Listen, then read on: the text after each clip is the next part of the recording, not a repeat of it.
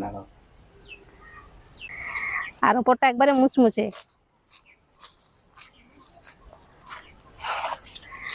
সব পরোটাগুলোই সুন্দর হয়েছে, একদম খাস্তা, ভেঙে ভেঙে এসেছে।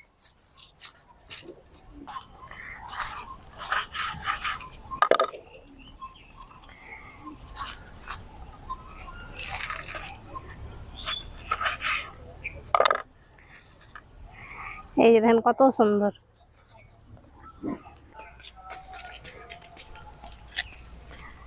ওগুলো সব সরা একটু একটু করে।